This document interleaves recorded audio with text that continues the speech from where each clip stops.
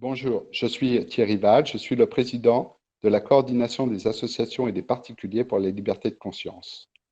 Cette organisation a été créée il y a plus de 20 ans. Aujourd'hui, elle a un statut consultatif spécial auprès de l'ONU. Elle est enregistrée auprès du Parlement européen et elle fait partie de nombreuses plateformes défendant la liberté de religion.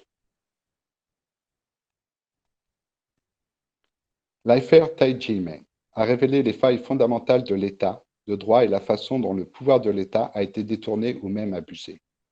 L'esprit de la loi est de restaurer la justice et de régler les différends dans la société.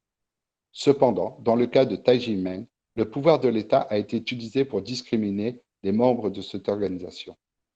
La justice a été rendue à Taiji devant le tribunal pénal.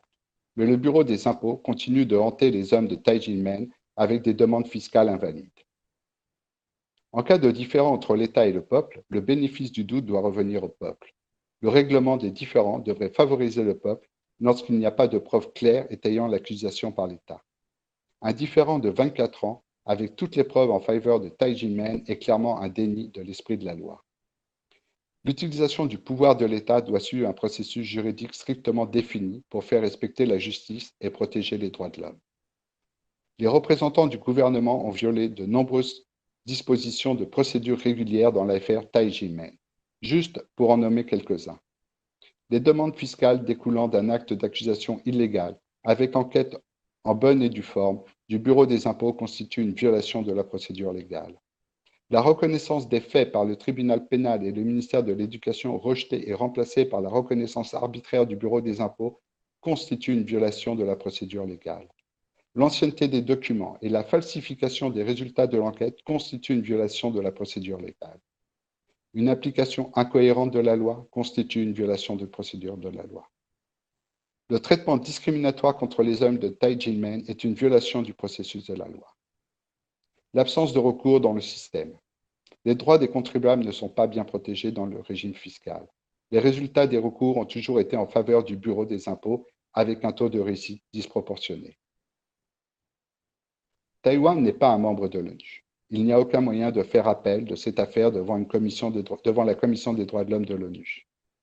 Il n'y a pas de cour asiatique comme en Europe avec la Cour européenne des droits de l'homme. Par conséquent, il n'y a aucun moyen de faire connaître cette affaire en dehors de Taïwan. Que pouvons-nous suggérer pour remédier à cette situation? Malgré le veto chinois à toute demande d'adhésion, Taïwan applique à la lettre les recommandations de l'ONU et fait même figure de bon élève en matière de protection de l'environnement, des soins médicaux, d'éducation et d'énergie verte. Ne pouvons qu'encourager le gouvernement de Taïwan de respecter les recommandations de l'ONU et de respecter la Déclaration universelle des droits de l'homme sur l'article 7. Tous sont égaux devant la loi et ont droit sans distinction à une égale protection de la loi. Tous ont droit à une protection égale contre toute discrimination qui violerait la présente déclaration et contre toute provocation à une telle discrimination. L'article 8. Toute personne a droit à un recours effectif devant les juridictions nationales compétentes contre les actes violant les droits fondamentaux qui lui sont reconnus par la Constitution ou par la loi. L'article 10. Toute personne a droit en pleine égalité à ce que sa cause soit entendue équitablement et publiquement devant un tribunal indépendant et impartial, qui décidera soit de ses droits et obligations, soit du bien fondé de toute accusation en matière pénale dirigée contre elle. L'article 11. Toute personne accusée d'un acte délictueux est présumée innocente jusqu'à ce que sa culpabilité ait été légalement établie au cours d'un procès public où toutes les garanties nécessaires à sa défense lui auront été assurées. 2. Nul ne sera condamné pour des actions ou omissions qui, au moment où elles ont été commises, ne constituaient pas un acte délictueux d'après le droit national ou international. Et le plus important, l'article 18.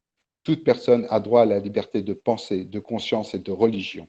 Ce droit implique la liberté de changer de religion ou de conviction, ainsi que la liberté de manifester sa religion ou sa conviction, seule ou en commun, tant en public qu'en privé, par l'enseignement, la pratique, le culte et l'accomplissement des rites. De plus, nous pouvons alerter les commissions des droits de l'homme des pays qui sont en relation avec Taïwan. Nous pouvons faire des signalements au Bureau des relations extérieures de la Commission européenne qui entretient des relations diplomatiques avec Taïwan et pour qui les droits de l'homme sont une priorité.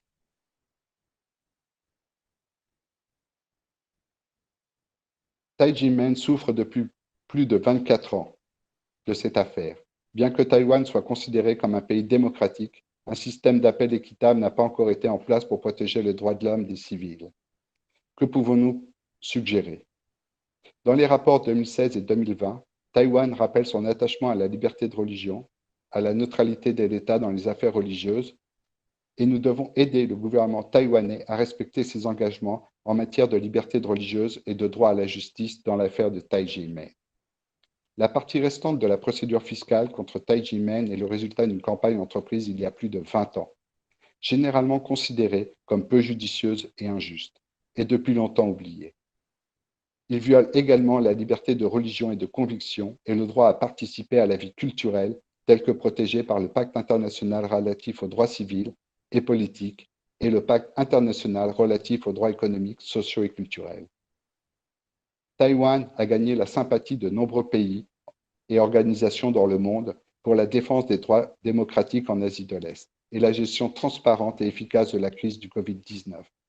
Il est grand temps que cette vieille situation soit résolue en garantissant aux membres de Tai Ji-men leurs droits humains et leur dignité et leur liberté de religion. Merci.